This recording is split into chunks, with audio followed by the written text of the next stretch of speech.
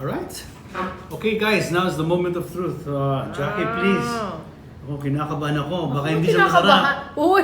Kanina pa, tinikman na natin. Masarap eh. Alam mo, this for me is a special day. Pasta. Wow. Good. Manonotice mo ba, kung linagyan natin ng cheese yung sauce natin, mawawala na yung kulay niya. So that's why I opted na gumawa ng garlic cheese noodles. Okay. Para nandun na yung lasa ng cheese natin, kahit anong pasok ng tinidor, di ba? Ang sarap. Tapos for me, sakto lang yung anghang. Ayoko naman din ng sobrang anghang kasi, Yes. diba? Sakto ang spice. So, ano ba today? Happy day ka kasi pasta?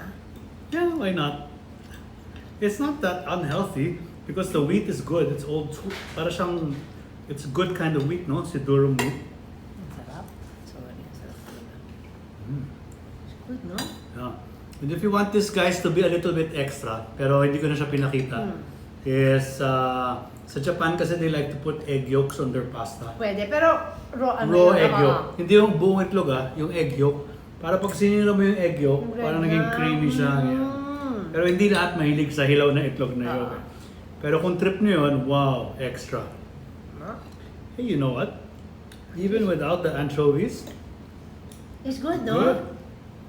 It's worth a cheat day. It's very malasa. And like I said, complete. You have your carbs, you have your protein, you have the Yeah. Well, I hope you kamatis. like this recipe. I made it just for you and your family. Ang sarap. You know, I'm gonna do it right away. Then, masarap nga dito that we were talking about kanina. Kung hindi mo man siya maubos, pwede mong i-ref. Pwede mo i-ref. So guys, pwede mo Next i-ref. batch, oh. Lagay mo sa ramekin na pwede sa toaster or sa turbo broiler. Lagyan mo ng parmesan cheese sa taas. Okay. Just bake it until it's golden brown. Ooh. Paglabas niya, lagyan mo sa crackers, crostini, Tini. toasted bread. For the party, okay na siya. Sarap, no? You can have it so many ways. Oh, and then you got sinangag, Oh, scrambled egg. ang Yung sarap. scrambled egg. Ang Tapos sarap. patungan mo na ito, tapos na. Sarap.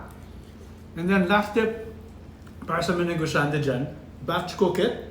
You don't have to cook this in a pan, just microwave the sauce and pour it on top of the pasta. Serve it to your guests. So easy. Good for business. Grabe, no? Ingat! Thank you for allowing me to cook, for teaching me yung Chef mga... na chef na nga yung na galaw chef, mo, eh. kunyari, oo, di ba? Tapos, for making this really delicious, yet very affordable meal.